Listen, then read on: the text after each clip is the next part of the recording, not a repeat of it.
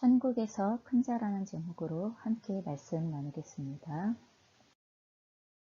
본문은 마태복음 5장 17절부터 20절 말씀입니다. 내가 율법이나 선지자를 폐하러 온 줄로 생각하지 말라. 폐하러 온 것이 아니요 완전하게 하려 함이라. 진실로 너희에게 이르노니 천지가 없어지기 전에는 율법의 1.1획도 결코 없어지지 아니하고 다 이루리라. 그러므로 누구든지 이 계명 중의 지극히 작은 것 하나라도 버리고 또 그같이 사람을 가르치는 자는 천국에서 지극히 작다 일컬음을 받을 것이요 누구든지 이를 행하며 가르치는 자는 천국에서 크다 일컬음을 받으리라. 내가 너희에게 이르노니 너희 의가 서기관과 바리새인보다 더 낫지 못하면 결코 천국에 들어가지 못하리라. 아멘. 한 주 동안 너무나 큰 일들이 많아서 사실 마음이 어수선하기도 하고 또 분주하기도 하고 염려가 되어지기도 하고 그러한 한 주를 여러분들도 보내셨을 거라고 생각합니다. 북외적으로나 그리고 또한 북내적으로나 쉽지 않은 시간들을 저희가 보내고 있습니다. 제가 한 주 동안 그 뉴스들을 이렇게 팔로우하면서 그리고 또 뉴스들을 따라서 기도하면서 그러면서 기도하고 난 다음에 하나님 그래서 어떻게 해야 합니까? 이렇게 기도하는 거죠. 왜요? 저희가 전쟁을 위해서도 기도하고 산불의 진화를 위해서도 기도하고 코로나의 상황에 약화를 위하여서도 기도하고 이렇게 하지만 여러분 거기에 우리가 실제적으로 개입할 수 있는 여지가 사실 전심으로 기도하고 나서 할 수 있는 게 거의 아무것도 없어요. 그럼 하나님 기도하고 나서 어떻게 해야 합니까? 하고 나서 계속 하나님께 그래서요. 그 다음 이렇게 여쭙기 시작하면 하나님께서 그 주시는 마음은 이겁니다. 우리에게 주어진 일상, 그렇기 때문에 우리에게 주어진 일상 속에서 어떻게 여기서 살아낼 수 있는 그리스도인으로서의 거룩한 삶을 살 것이냐, 하나님의 뜻을 쫓아가는 삶을 살 것이냐. 그럼 거기에는 중보기도도 물론 있고 우리가 후원할 수 있고 또한 도울 수 있는 방법으로 여러 모양의 물질적인 지원 할 수 있는 것도 있고 그리고 또 어떤 분은 마음이 급하여서 혹시 또 산불을 진화하러 가시는 일이나 아니면 피해를 당하신 분들을 도우러 가시는 일을 하실 수도 있을지도 모르겠습니다만은 그럼에도 불구하고 가장 모든 그리스도인들이 놓쳐서는 안 되는 것은 오늘 그래서 우리가 할 수 있는 것이 무엇이냐는 것에 대하여 초점을 맞추는 것입니다. 그래서 오늘 저희가 함께 나누는 말씀을 통하여서 그렇기 때문에 오늘 저희는 여기에서 이렇게 적용점을 가지고 하나님 앞에 거룩한 하나님의 백성으로서의 삶을 살고자 합니다. 라는 고백을 가지고 함께 말씀을 나누기를 원합니다. 여러분 예수님께서 공생의 사역을 시작하시면서 제일 먼저 하신 말씀이 회개하라 천국이 가까이 왔느니라 이 말씀입니다. 여러분 이것은 새 요한이 예수 그리스도의 길을 예비하시면서 그러면서 선포했었던 메시지이면서 세례 요한의 사역이 끝나고 예수님께서 본인의 사역을 시작하시면서도 그 바톤을 받아 제일 먼저 선포하신 말씀이 회개하라 천국이 가까이 왔느니라 라는 이 말씀입니다. 그래서 예수님의 제일 첫 번째 명령 하나님의 나라의 백성의 삶을 시작하게 되어지는 첫 번째 명령 또 하나님의 나라의 백성의 삶을 시작할 수 있도록 가능하게 만들어주는 첫 번째 걸음을 무엇이라고 말씀하시냐 하면 그것은 회개하는 것이다 라고 이렇게 말씀하시는 것입니다. 그렇다면 도대체 무엇을 회개하고 돌이켜야 하는 것인가? 여러분 우리는 회개가 마음에서 슬퍼하고 후회하는 것만을 가르치는 것이 아니라는 것을 압니다. 그 마음에서 후회해야 할 것들 그리고 또한 마음에서 슬퍼해야 할 것들 그것을 아는 것뿐만 아니라 거기로부터 삶을 돌이켜야 하는 것을 언급하는 것이 회개인데 도대체 무엇을 돌이켜야 하는 것인가? 이것에 대하여 여러분 마태복음 4장에서 예수님께서 처음 사역을 시작하시면서 회개를 선포하신 이후에 마태복음 5장으로 넘어오면서 오늘의 본문 5장 17절부터 시작하여서 7장 12절에 이르기까지 구체적으로 우리가 무엇으로부터 어떤 삶을 돌이켜야 하는가에 관련되어진 회개해야 할 내용들을 말씀하여 주시는 것이 오늘의 본문의 첫 시작입니다.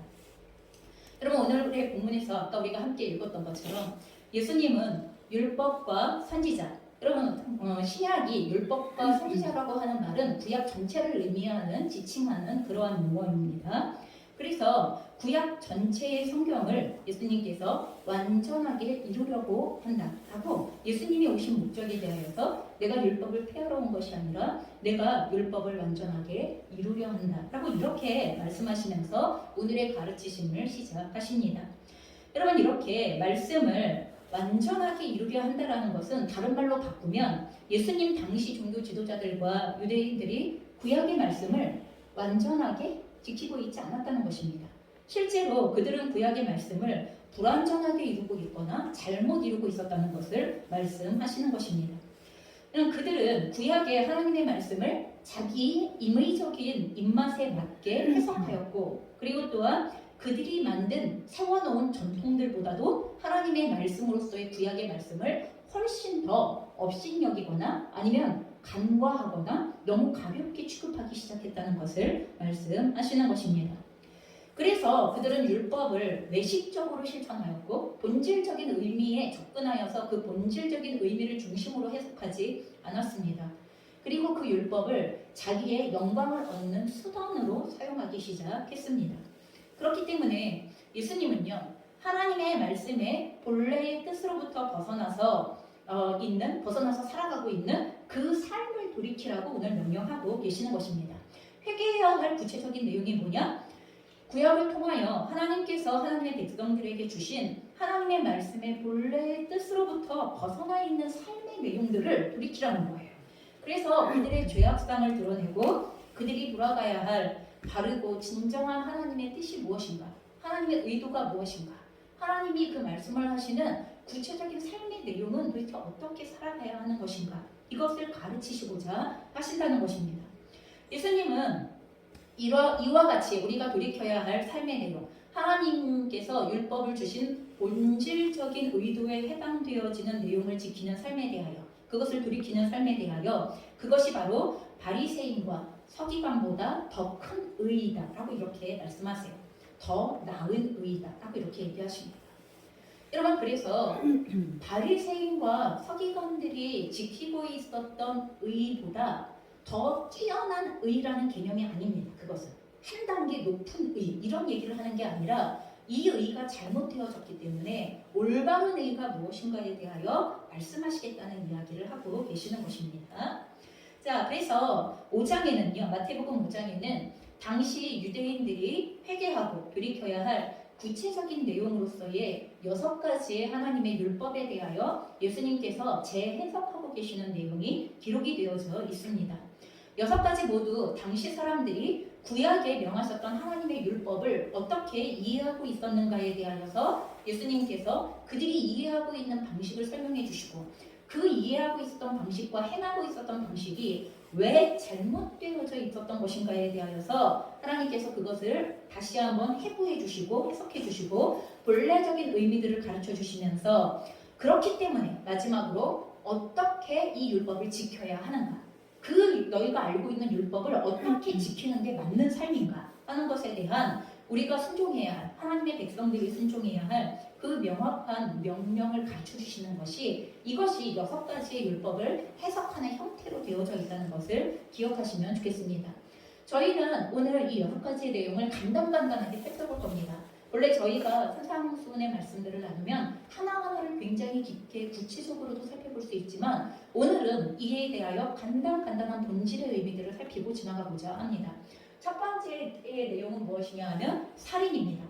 그래서 예수님께서 21절, 22절에 말씀하십니다. 함께 봉독하겠습니다. 옛사람에게 말한바 살인하지 말라. 누구든지 살인하면 심판을 받게 되리라 하였다는 것을 너희가 들었으나 나는 너희에게 이르노니 형제에게 노하는 자마다 심판을 받게 되고, 형제를 위하여 라가라 하는 자는 공회에 잡혀가게 되고, 미련한 놈이라 하는 자는 지옥불에 들어가게 되리라. 여러분, 예수님께서는 살인하지 말라는 진정한 뜻은 단지 육체적인 살인을 하지 않는 것, 여기에서 멈추는 것이 아니라는 것을 우리에게 말씀하시는 것입니다. 그것이 아니라 더 나아가 형제에게 분노하여 이러면 형제를 상하게 하는 것. 저희가 살인을 하는 방법은 꼭 육체의 생명을 거두는 것만 살인을 하는 것이 아닙니다. 여러분, 우리는 우리의 언어를 가지고, 태도를 가지고, 행동을 가지고 얼마든지 상대방을 정서적으로 죽이고 영적으로 죽이고 도덕적으로 죽이고 관계적으로 죽일 수 있는 살인의 행위를 할 수 있는 존재들이라는 것에 대하여서 우리가 기억하셔야만 한다는 것입니다.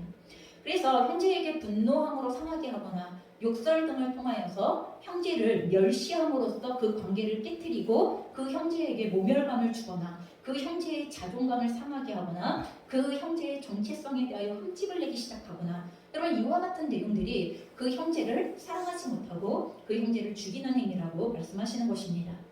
즉 형제와의 화목한 관계를 깨뜨리는 모든 악을 멈추라는 거예요. 여러분 내가 이웃과의 특별히 하나님께서 우리에게 맡기신 형제 자매들과의 관계 이것은 친지만을 이야기하는 게 아니죠. 가족 간의 형제를 이야기하는 것이 아니라 우리 이웃들과 형성되어져 있는 형제 자매 관계를 이야기를 하는 것입니다. 이 관계에서 최상의 화목을 유지하는 것, 건강한 화목을 유지하는 것 그것이 건강한 관계인데 그 건강한 화목을 깨트리는 모든 것은 여러분 그것이 살인행위와 같은 것이다라고 알려주시는 것입니다. 적극적으로 화목하며 사랑하라는 게 살인하지 말라는 더욱 구체적인 율법을 이루는 행위라고 알려주시는 것입니다. 특별히 형제들에게 정신적, 정서적, 영적인 살인을 저지르는 상태에서 그럼 그것을 개의치 않고 그것에 대하여서 중요하게 여기지 않은 상태에서 하나님 앞에 예물을 가지고 나오는 예배드리는 행위 이것이 얼마나 하나님을 멸시하는 행동 여러분 하나님께서 하지 말라는 걸 해놓고 와서 하나님을 예배하는 행동 여러분 이게 하나님을 멸시하는 행동이라는 거예요. 하나님을 경외하지 않는 행동이라는 거예요. 이것이 위선이라는 거예요. 실제로 하나님 앞에서 예배드리는 선을 행하고 있는 것 같지만 하나님의 말씀대로 행하지 않은 상태에서의 예배가 얼마나 하나님을 모독하는 행위인가에 대하여서 우리에게 지적합니다. 그래서 형제와 화해한 후에 하나님께 예배드리라고 진정한 예배의 삶이 전제되어진 예배가 되어져야 한다고 알려주시기 시작하는 것입니다. 여러분 우리에게 맡기신 이웃들이 있습니까? 건강하고 화목한 관계를 유지해야만 하는 형제 자매들이 있다면 여러분 그 관계를 건강하게 유지하기 위하여 또 건강하게 계속 만들어가기 위하여 관계는 그 안에 내용물들을 계속 건강한 것들을 집어넣어야만 건강해집니다. 여러분 저희가 일주일 동안 건강식 먹고 그 뒤에 계속하여서 인스턴트 먹어보세요. 그 다음에 어떻게 되세요? 그럼 당연히 그 건강은 무너집니다. 아무리 일주일 동안 그 형제 자매와 좋은 관계를 맺어놨다고 하여서 그 이후의 모든 시간들 속에 아무것도 하지 않은 방조, 무관심 이렇게 하거나 아니면 적극적인 악의 아니면은 이런 계속하여 욕설 아니면 멸시하는 말들 그리고 오늘 나아가 형제에 대해서 바보라고 이렇게 이야기하는 그 형제의 인격을 모독하는 말들로 그 관계의 내용들을 채워간다면 그 관계는 반드시 살인이라는 결과로 나오게 되어진다고 말씀하시는 것입니다. 두 번째 내용은 간음입니다. 함께 27절, 28절 공독하겠습니다. 또 간음하지 말라 하였다는 것을 너희가 들었으나 나는 너희에게 이르노니 음욕을 품고 여자를 보는 자마다 마음에 이미 간음하였느니라. 여러분 성경에서 말하는 간음은요 부부관계 안에서 이루어지는 성관계 이외의 모든 성관계를 의미합니다. 여러분 성경에서는 부부관계 안에서 이루어지는 성관계만 합법적이고 그리고 하나님께서 의도하신 성관계라고 인정하시기 때문입니다. 성관계는 처음부터 부부 안에서 이루어지도록 하나님께서 고안해 놓으시고 창조하신 것이기 때문에 그 부부의 관계 이외에서 이루어지는 모든 성관계에 대하여 간음이라고 이렇게 말하는 것입니다. 예수님께서 간음하지 말라는 하나님의 말씀을 오늘 해석해 주실 때 이것을 단지 육체적인 간음의 영역에서만 여러분 거기서만 멈추도록 이야기하시는 게 아니라 음란한 욕심, 음욕을 품고 여자를 보는 자마다 여러분 그 여자를 보는 자라고 얘기하는 건 여자를 대하는 태도에 대하여 이야기하는 것입니다. 그 중심에서 음욕을 전제로 하여서 여자를 대하는 것에 대하여 자매를 대하는 것에 대하여 이야기를 하는 것입니다. 그래서 마음에서 시작되어지는 간음을 오늘 경계하십니다. 여러분 이 말은 본질적으로 무엇을 의미하는 것이냐 하면 한 이성을 바라볼 때 여러분 여기에서는 그 당시 문화 속에서 남자가 여자를 바라볼 때가 주된 내용에 해당되어지지만 이것이 단지 남자가 여자를 바라볼 때만의 문제가 아니라 한 이성을 바라볼 때의 문제입니다. 한 이성을 바라볼 때 여러분 우리가 어떻게 바라봐야 합니까? 한 사람의 인격으로 보셔야 됩니다.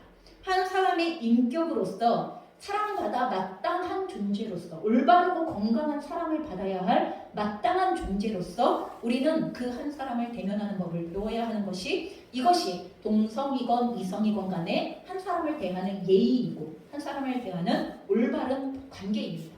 그럼에도 불구하고 그 이성을 바라볼 때 단지 나의 성적인 욕망을 채우기 위한 대상으로만 바라보는 것 자체가 이것이 가늠이라는 것입니다. 이것이 죄라고 말씀하시는 것입니다. 여러분, 내가 바라보고 있는 그 사람은 나의 이웃이며 나의 형제이며 나의 자매입니다. 여러분, 나의 형제요 나의 자매를 내 욕심을 채우기 위한 수단으로만 간주하기 시작하는 것, 이것은 매우 그 사람을 이기적인 태도로 대하는 모습입니다. 나의 욕심을 근거로 그 사람을 수단 삼으려는 이와 같은 욕심을 가지고 그 사람을 대하고 있는 내용이기 때문에 이것은 죄이고 악입니다. 그래서 주님께서는 간음하게 만드는 눈을 내버리고 간음하게 만드는 손을 찍어 내버리려고 할 만큼 매우 단호하게 이 죄의 시작점에서 차단하라고 얘기하세요. 여러분, 간음은 시작점에서 차단하는 것입니다. 마음에서부터 차단하는 것입니다. 여러분, 그렇기 때문에 오늘날 여러분 검색창에 검색만 하면 쏟아지는 음란물들, 요즘은 검색도 안 해도 쏟아져요. 무슨 말인지 아시죠? 그냥 너튜브만 틀면 그냥 쏟아져요. 네, 뭘 알고리즘을 뭘 받느냐에 따라 영화 한 편만 이상한 거 보고 나도 그 다음부터 엄청나게 쏟아지는 이런 영상들을 우리는 볼 수가 있습니다. 여러분, 그와 같은 음란물들은 한 사람의 인격을 내 욕망을 채울 수단으로 여러분 그렇게 우리의 생각을 세뇌시키고 있다는 것에 대하여 인식하셔야 됩니다.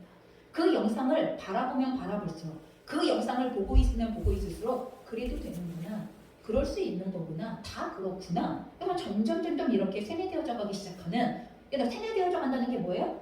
양심이 무감각해져 가기 시작한다는 거예요. 도덕이 마비되어져 가기 시작한다는 거예요. 하나님의 기준이 점점 나의 기준에서 상실되어지기 시작한다는 것입니다. 나의 재미와 쾌락을 만족시키기 위하여서 나의 형제, 자매가 희생되어도 그만이라는 끔찍한 생각. 여러분, 이건 너무나 끔찍한 생각입니다. 여러분, 얼마나 많은 여러분 그 사이트들 안에서 몰카 동영상들이 지금 판매되어지고, 그리고 그게 돈을 주고 보는 일들이 얼마나 심각한 단계까지, 그리고 그 몰카로 인하여서 그 대상이 되어진 남성이건 여성이건 간에 그 대상이 되어진 사람들이 하루하루 정말 죽고 싶은 심정을 가지고 죽지 못해 살아가고 있는 상태 가운데 놓여지는 모습을 우리는 뉴스를 통하여서 매스컴을 통하여 계속 이렇게 보고 있지 않습니까? 우리도 너무 쉽게 접근하고 있잖아요. 그런 사람들의 어려움과 피해들에 대해. 그런데 그것을 어떻게 오락거리로, 한 사람의 생명을 담보하고 있는 그 일들을 어떻게 오락거리로 치부하고 내 성적인 쾌락을 위한 대상으로 치부할 수가 있는지, 우리는 이 사회가 가지고 있는 이와 같은 무감각해진 기준들 앞에 어떻게 해야 합니까? 더 이상 그 끔찍한 생각을 멈추어야 합니다. 보지 말아야 할 것으로부터 눈을 돌려야 합니다. 클릭하지 말아야 할 것에서 손을 떼야 합니다. 여러분, 성경처럼 눈을 빼버리지 못한다 하더라도, 여러분 손을 찍어버리지는 못한다 하더라도 여러분 보는 것에 대하여 눈을 감아야 하고, 그리고 클릭하고 있는 손가락을 멈추셔야만 한다는 것입니다. 세 번째 내용은 이혼입니다. 함께 31절, 32절 말씀 공독하겠습니다. 시작. 또 일러스되 누구든지 아내를 버리려거든 이혼 증서를 줄 것이라 하였으나 나는 너희에게 이르노니 누구든지 음행한 이유 없이 아내를 버리면 이는 그로 간음하게 하며 또 누구든지 버림받은 여자에게 장가드는 자로 간음함이니라. 여러분, 신명기 24장 1절에 보면 이런 말씀이 있습니다. 사람이 아내를 취하여 데려온 후에, 결혼한 다음이죠, 수치되는 일이 그에게 있음을 발견하고 남자가 그를 기뻐하지 아니하면 이혼 증서를 써서 그 손에 내보내라. 그리고 그 여자는 나가서 또 다른 남자와 재혼할 수 있다. 그럼 이런 구절이 있습니다.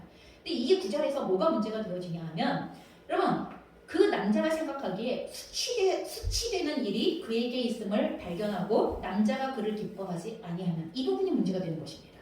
여러분, 여기에서 남편이 도대체 아내에 대하여 수치된다고 여기는 일을 어디까지로 규정할 것이냐의 문제가 이 당시 구약에서도 마찬가지고, 그리고 예수님 당시에도 마찬가지고, 이것을 남편들이 임의적으로 해석하고 이용하기 시작했다는 것입니다.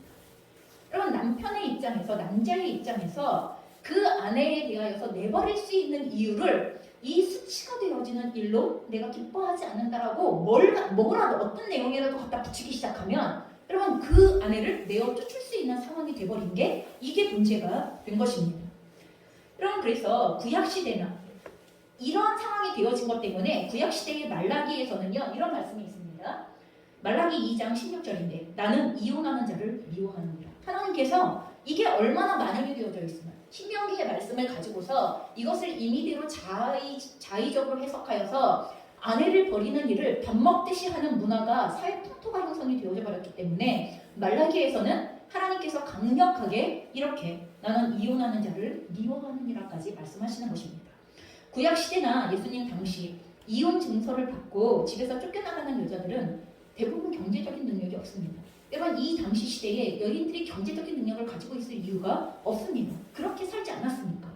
그래서 이렇게 이혼 증서를 가지고 쫓겨나가는 여인들이 취할 수 있는 선택은 세 가지밖에 없습니다.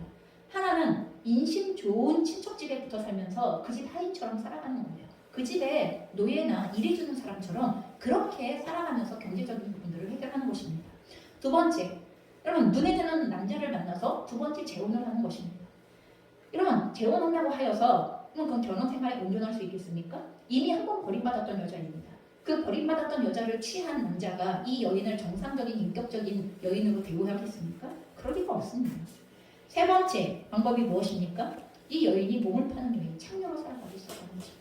세 가지 길 가운데 하나밖에 없는 그러한 시대에서 여러분 이혼 증서를 주어 내쫓는다는 말은 그 세 길 가운데 하나, 어떠한 길도 온전한 인격체로 살아갈 수 없는 길이에요. 그 어떠한 세 가지의 길 중에 하나를 선택하더라도 이 여인의 인생은 끝난 것입니다. 그런데 그 일을 지금 누가 하는 거예요? 남편이었던 자가 행하고 있다는 거예요. 그래서 어느 길로 가든지 이 여자의 앞날을 생각하면 쫓아낸 그 남자가 모든 영적이고 도덕적인 책임을 져야 한다는 것을 예수님께서 말씀하시는 것입니다. 주님은 이것을 지금 경고하시는 거예요. 그래서 예수님은 오늘 이 배우자가, 여러분 이건 사실 여자만의 문제는 아닙니다. 여자도 마찬가지고 남자도 마찬가지인데 가늠하는 것, 간통하는 것 이외에는 하나님이 짝지어 주신 것을 사람이 갈라놓을 수 없다는 것에 대하여 말씀하시는 거예요. 그래서 오늘 본문에 음행한 연고 이외에 아내를 버리면 이것은 그 여인으로 하여금 어쩔 수 없이 간음을 취하게 만드는 상태를 너희가 조장하는 것이 되어지는 것이다 라고 이렇게 단호하게 말씀하시기 시작하는 것입니다. 여러분 이것은 나중에 신약 고린도서에서도 나옵니다.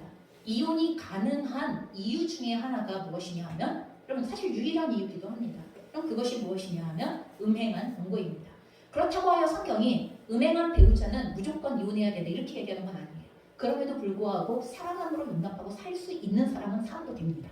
하지만 이미 그것으로 인하여 더 이상 서로를 존중하고 살아갈 수 없는 상태가 되어질 정도로 관계가 깨어졌다면 이혼할 수밖에 없는 상황이 되어졌다면 그럴 때 이혼이 가능하다고 성경은 이야기하는 것입니다.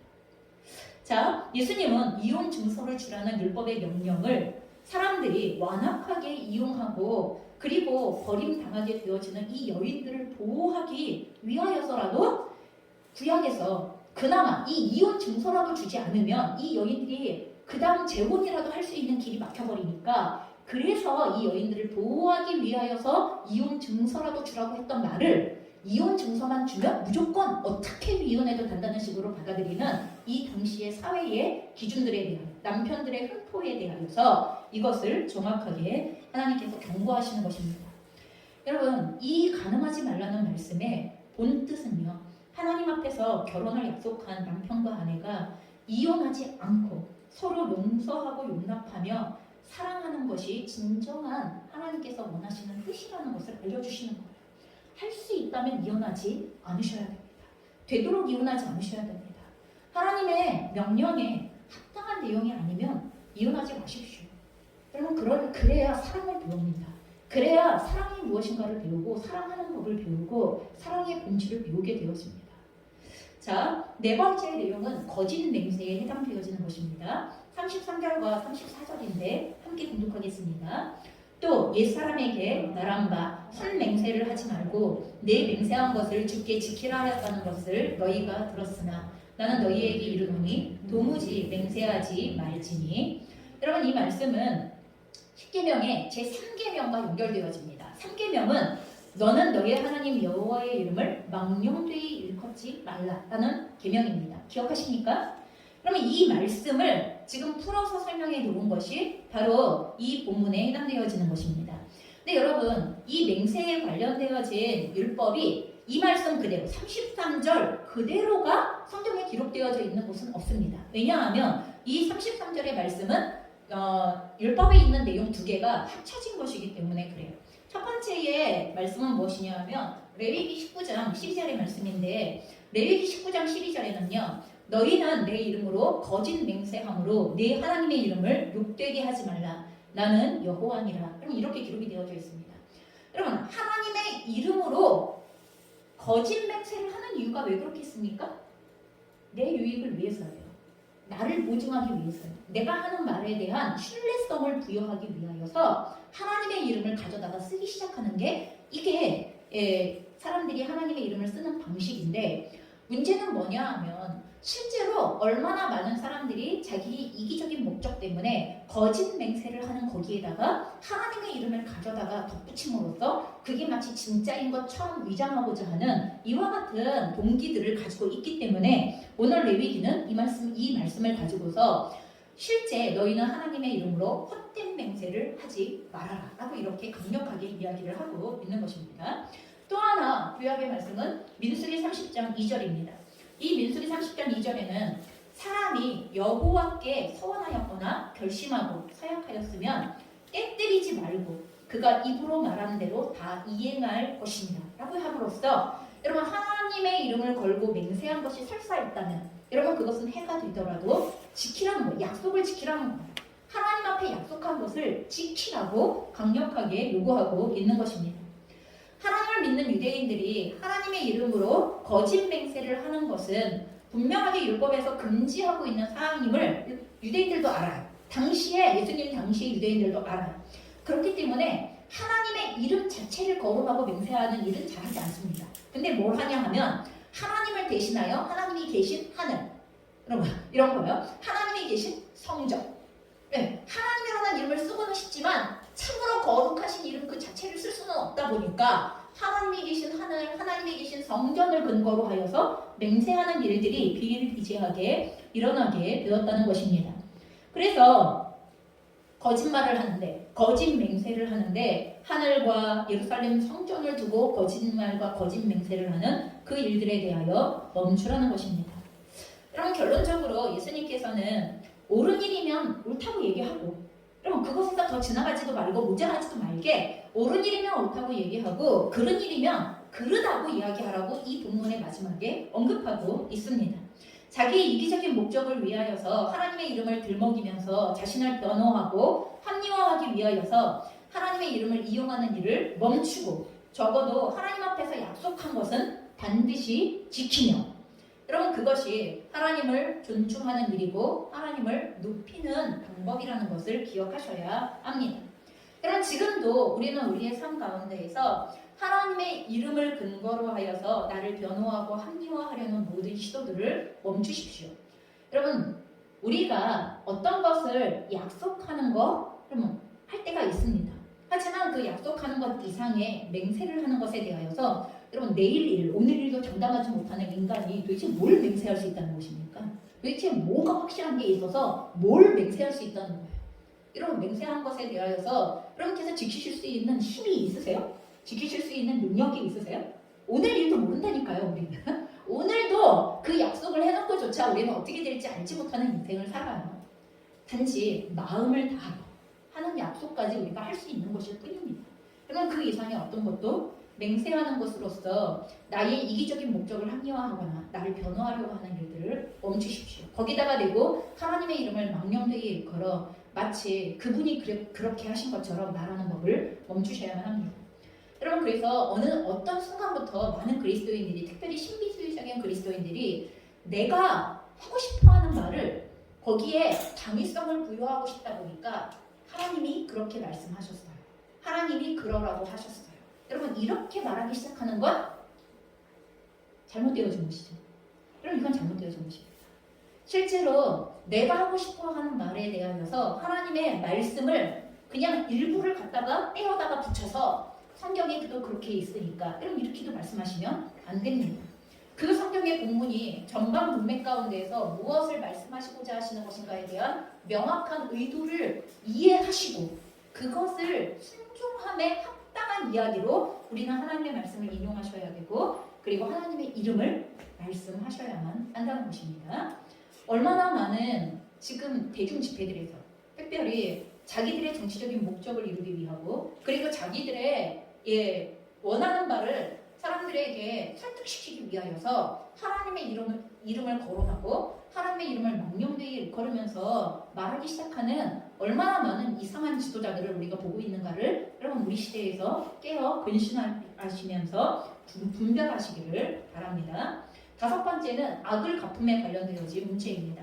함께 38, 39절 말씀 봉독하겠습니다. 또 눈은 눈으로 이는 이로 갚으라 하였다는 것을 너희가 들었으나 나는 너희에게 이르노니 악한 자를 대적하지 말라.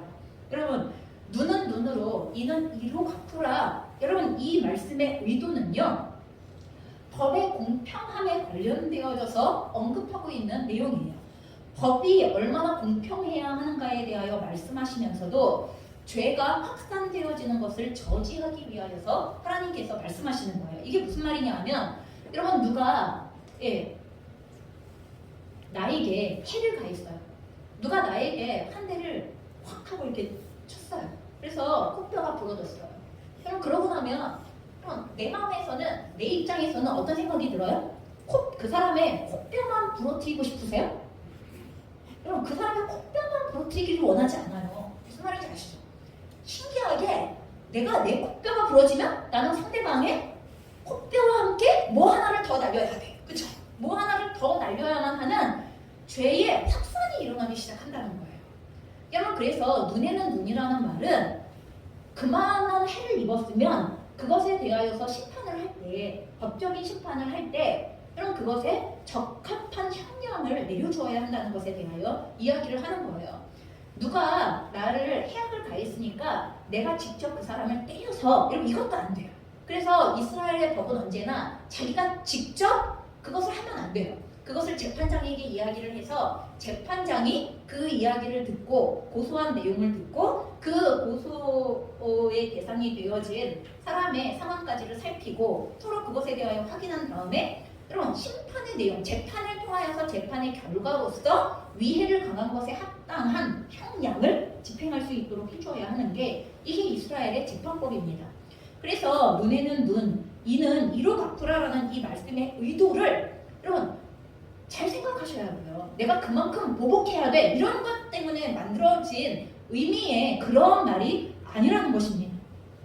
그래서 무엇인가 해를 입고 나면 그 이상의 위해를 가하려는 인간의 본성을 잘 아시는 하나님께서 죄의 확산을 저지하고 공정한 재판을 위하여서 그 죄에 합당한 만큼의 심판으로 심판하라고 하셨던 그 의도에서 나온 말씀입니다. 이것이 율법의 기준이었어요. 이것이 율법의 기준이었는데 그런데 오늘 예수님께서는 이 율법을 다시 해석하시면서 그럼 꼭 그렇게 해야 되냐? 라는 것에 대하여 하나님께서 그 율법을 주셨을 때의 본래의 의도는 그게 아니라는 거예요. 악한 자를 대적하지 말라라고 오늘 그렇게 기록하고 있습니다. 오히려 그 악한 자가 우리에게 위해를 강한 것에 대하여서 신약 성경은 뭐라고 말하냐 하면 선으로 악을 이기라 이렇게 얘기하십니다. 선으로 악을 이기라. 여러분 손해보는 것을 우리의 시대는 멍청한 것으로 여깁니다. 여러분 그러시죠? 누구로부터 손해당하면 가만히 안 계시죠? 가만히 있으면 안 될 것 같은 마음이 막 드시죠? 뭔가를 해야만 내가 지혜롭고 명철하고 그리고 똑똑한 것 같은 이러한 느낌을 갖는 시대를 살고 있습니다. 자기의 권리를 최대한 주장하는 것을 상식이라고 생각하고 상식을 넘어서 지혜와 명철로 여기는 오늘의 시대에서 선으로 악을 이기라라는 이 말씀은 얼마나 우리를 당혹하게 하고 또 어렵게 하는 말씀인가에 대하여 우리는 잘 압니다. 아니 왜 그래야 돼요? 악을 왜 굳이 선으로 악을 악으로 갚으면 되지? 그럼 이런 생각이 들지 않습니까? 그래서 오늘 선으로 악을 갚는 것에 대하여 구체적인 예를 뭐라고 말씀하세요? 누군가 악한 의도로 나의 오른편 뺨을 칠 때 왼편을 돌려대라 이렇게 얘기하세요. 누군가 악한 의도로 나를 고발하여 속옷을 가지고자 하는 이게 내 꼴을 뺏고자 하는 사람이죠. 그런데 그 사람에게 겉옷까지도 가지게 하라. 누가 억지로 오리를 가게 하면 그 사람과 심리를 동행해 주어라. 누가 내게 구하는 것을 주고 꾸고자 하는 것을 거절하지 말아라. 그럼 꾸고자 하는 자에게 그리고 구하는 자에게 거절하지 말아라라고 이렇게 얘기하십니다. 여러분, 이 예시되어져 있는 내용을 저희가 하나하나의 내용들을 들여다보기 시작하고 묵상하기 시작할 때 여러분 마음에서 갈등이 무척 심하게 오르락내리락 하기 시작할 것입니다. 여러분, 악을 악으로 갚기 시작하였을 때 과연 우리는 그리스도인은 승리할 수 있을 것인가? 거기에 진정한 승리가 없기 때문에 예수님께서 그런 자신을 죽이려는 모든 모해와 모략 가운데에 예수님께서 자신의 생명을 내어주시고 계셨던 것을 우리는 분명히 기억하셔야 됩니다. 예수님이 지혜가 없어서 능력이 없어서 예수님께서 십자가를 선택했다고 생각하시지 마시기 바랍니다. 예수님께서 힘이 없어서 같은 편이 부족해서 그래서 자기의 생명을 어쩔 수 없이 내어주시는 길을 선택했다고 여러분 악에게 굴복하셨다고 여러분 이런 착각을 하시면 곤란합니다. 그분은 잡히시는 그날에도 내가 지금이라도 12명의 군대라도 불러서 이 상황을 오히려 역전할 수 없냐고, 이 상황을 이기지 못하겠느냐고 말씀하셨던 주님이세요. 그런데 그 선택을 하지 않으세요. 가장 지혜로운 선택이 무엇인가에 대하여 선택할 때 어떤 것을 선택하세요? 자신을 내어주는 죽음을 선택하세요. 여러분, 이게 가지고 있는 이 십자가의 원리가 가지고 있는 의미가 무엇인지, 그래서 그리스도인의 삶은 십자가를 통하여서만 부활을 경험해야 한다고 우리에게 끝없이 말씀하시는데, 특별히 악을 대하는 문제에 있어서 여러분들에게 꼭 말씀드리고 싶은 건 여러분 악 자체와 악을 행한 사람에 대하여서 반드시 분리하시기 바랍니다. 여러분, 우리가 악 자체를 그냥 지나가라 이런 얘기를 하는 게 아닙니다. 악 자체를 그냥 넘겨야 된다 이런 얘기를 하는 게 아닙니다. 악은 우리가 대적해야 할 것입니다. 그러나 악을 행하고 있는 사람에 대하여 우리가 어떻게 해야 할 것인가? 이 문제는 그때그때마다의 하나님 앞에 인도함을 좀 받아야 할 상황들입니다. 그리고 오늘 특별히 우리가 그 한 사람을 구원하기 위하여, 그리고 그 악한 사람을 하나님의 생명을 줄 수 있는 그런 그와 같은 길들을 열기 위하여서 선으로서 악을 이기는 길은 이것이다라고 우리에게 알려주시는 것입니다. 자, 마지막 원수에 대하여서 말씀하십니다. 같이 43, 44절 공독하겠습니다. 또 내 이웃을 사랑하고 내 원수를 미워하라 하셨다는 것을 너희가 들었으나 나는 너희에게 이르노니 너희 원수를 사랑하며 너희를 박해하는 자를 위하여 기도하라. 여러분, 율법에 이스라엘 백성들이 가지고 있었던 기준은 이웃은 사랑하는 대상입니다. 물론 이웃의 범주를 어디다 놓을 것이냐는 것은 해석에 따라 다 다르지만 어쨌든 이웃은 사랑하는 것입니다. 그런데 원수에 대하여서는 미워하는 것을 당연한 원칙이라고 생각하고 있었던 유대인들입니다. 그런데 오늘 하나님께서, 예수님께서 그 원수에 대한 원수를 대하는 기준을 원수를 사랑하라, 그리고 너희를 박해하는 자, 여전히 원수예요. 우리를 박해하는 자, 원수인데 그 원수를 위하여 기도하라 이렇게 말씀하세요. 그리고 이 말씀을 하시는 근거에 대하여 뭐라고 말씀하시냐 하면 이게 중요한데, 하나님이 해를 악인과 선인에게 동일하게 비추신다. 하나님이 비를 의로운 자와 불의한 자에게 공평하게 내려주신다. 여러분, 그래서 이것을 근거로 하여서 하나님의 성품을 선포하시기 시작하는 거예요. 하나님의 사랑은 그 아들이신 예수님의 생명을 내어주셨는데, 여러분, 하나님을 사랑하는 자들에게만 그 아들의 생명을 내어주신 건가요? 아니죠. 그럼 하나님을 사랑하는 자들에게만 그 아들의 생명을 내어주신 게 아니라 하나님 앞에서 죄인이었던 자, 하나님을 대적하여 하나님과 원수되어진 자들에게까지 자신의 생명을 내어주셨던 하나님이시다. 하나님의 사랑은 모든 사람들에게 공평하다고 이렇게 말씀하시고 있는 것입니다.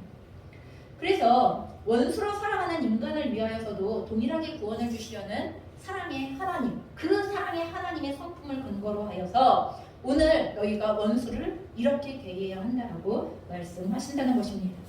여러분, 이렇기 때문에 이런 삶은 하나님의 아들이라 일컫는 하나님의 자녀들로서 하나님 아버지를 닮아가는 삶의 내용이라고 말하는 것입니다. 원수를 사랑하는 삶의 내용, 하나님의 성품을 그대로 닮은 그리스도인의 삶의 내용이라고 우리에게 선포하시고 알려주시는 것입니다. 그래서 이 본문의 마지막 48절에 하늘에 계신 너희 아버지와 온전하신 것 같이, 하늘에 계신 너희 아버지의 온전하심? 그러면 어떤 온전하심? 그 사랑의 온전하신 것 같이 너희도 온전하라 라고 이렇게 그 사랑의 온전하심을 닮아가는 게 하나님의 자녀들이고, 또 하나님의 자녀들은 마땅히 그와 같은 하나님의 사랑의 온전하심을 닮아가야만 한다고 알려주시는 것입니다. 여러분, 예수님께서는요, 율법이나 선지자를 폐하러 오신 것이 아니라 완전하게 하러 오셨다고 말씀하십니다. 율법이나 선지자를 완전하게 한다는 것은 도대체 무엇입니까? 오늘 우리가 살펴본 6가지 내용에 공통점이 있습니다. 그 공통점은 뭐냐 하면 하나님의 율법의 조항들, 지금 뭐 살인하지 말아라, 간음하지 말아라, 거짓 맹세하지 말아라, 그러면 악한 자를 대적하지 말아라, 이혼하지 말아라, 그리고 또한 우리가 마지막 본 것처럼 원수를 사랑해라. 그럼 이런 율법의 이 모든 조항들은요, 율법을 주신 하나님의 의도에 따라서 율법의 정신을 기준으로 하여서 해석해야 되는 거예요. 하나님께서 그 율법 조항을 주셨을 때 이 율법 조항을 주신 분이 누구세요? 하나님이세요. 그리고 하나님께서 이 율법 조항을 주실 때 하나님의 성품을 근거로 하여서 이 율법의 조항들을 주시는 거예요. 그래서 하나님의 성품을 근거로 하여서 율법을 해석하는 것을 율법 정신이라고 그렇게 우리는 말합니다. 그래서 우리가 율법의 각각의 조항들을 해석할 때 율법 정신을 기준으로 하여서 해석해야만 한다는 것입니다. 그리고 또한 이와 같은 율법의 정신은 사랑의 본체이신 하나님의 마음과, 그리고 또한 하나님을 사랑하고 이웃을 사랑하는 말씀을 기초로 하여서만 해석해야 한다는 거예요. 율법 조항들은 어떻게 하면 하나님을 온전히 사랑할 것인가 하는 걸 우리에게 알려주는 거예요. 또한 율법 조항들은 우리들의 이웃, 형제, 자매들을 어떻게 온전하게 사랑할 것인가 하는 것을 고민하도록 만들고, 기도하도록 만들고, 선택하도록 만드는 게, 여러분, 이것이 바로 율법 조항이 우리에게 요구하는 내용이에요. 여러분, 율법 조항을 문자 그대로 나의 이기적인 목적에 맞추어서 해석하는 게 아니라는 거예요. 여러분, 그 율법 조항들을 해석할 때 이렇게 하는 것이 하나님을 더욱 온전하게 사랑하는 것인가? 이렇게 하는 것이 나의 형제요 자매들을 더욱 온전하게 사랑하는 것인가? 이렇게 하는 것이 나의 부모님을 똑바로 사랑하는 것인가? 이렇게 하는 것이 나의 친구들을 가장 온전하게 사랑하는 것인가? 여러분, 이것들을 고민하게 만드는 게 율법 조항을 해석하는 방법이어야 한다는 것입니다. 천지가 없어지기 전에는요, 율법도 없어지지 않고 다 이루어질 것이라고 말씀하십니다. 그렇기 때문에 예수님께서, 은혜의 예수님께서 우리에게 오신 것은 율법을 피하셨다는, 여러분, 이런 오해를 하시면 곤란합니다. 사랑과 은혜의 하나님이시기에 여러분, 율법도 필요 없다는 착각을 우리는 반드시 치워버리셔야만 합니다. 그건 잘못되어진 오산에 해당이 되어집니다. 예수님의 말씀을 가만히 들여다보면요, 천국에서 작다 일컬음을 받는 자와 크다 일컬음을 받는 자가 있다고 얘기하세요. 그러면 굉장히 재미있는 말인데, 천국에서는 구원을 받았기에 무조건 똑같은 위치에 있어? 이렇게 얘기하시는 게 아니라는 거예요. 여러분, 그렇다고 하여서 천국에서는 존재를 차별해, 평등하지 않아, 이런 얘기를 하시는 것도 아니에요. 존재 자체를 존귀히 여기시고 한 사람 한 사람의 영혼을 존귀히 공평하게 대하시는 것이 맞지만, 그럼에도 불구하고 천국에서 크다 일컫는 자와 작다 일컫는 자가 있다는 거예요. 천국 안에도.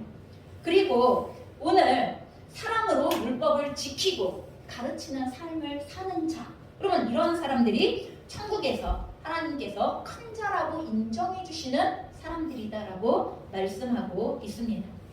또한 현재 바리새인과 서기관들이 가지고 있는 의, 자신들의 이익과 사람들로부터의 인정, 자기 의를 위한 수단으로 율법을 자신의 입맛에 맞추어서 해석하고 지키는 삶으로는 천국에 아예 들어갈 수가 없다.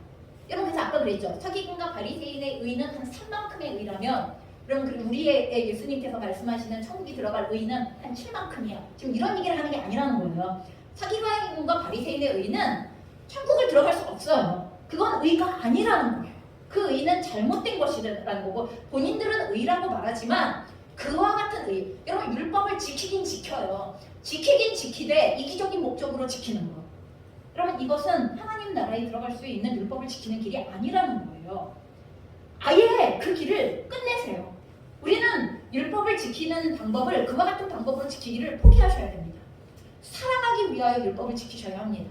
하나님을 사랑하고 우리에게 맡기신 이웃을 적극적이며 전심으로 사랑하는 길을 찾고자 여러분 율법을 지키는 훈련을 하셔야 하고 율법대로 사는 법을, 율법의 본질을 근거로 하여 사는 법을 오늘 예수님께서 알려주신 대로의 해석을 근거로 하여 사는 법을 배우셔야만 오늘 하나님의 나라의 백성으로 살아갈 수 있을 뿐만 아니라 하나님의 나라에서 하나님께서 큰 자라 인정하시는 삶으로 살아가게 되어진다는 것입니다.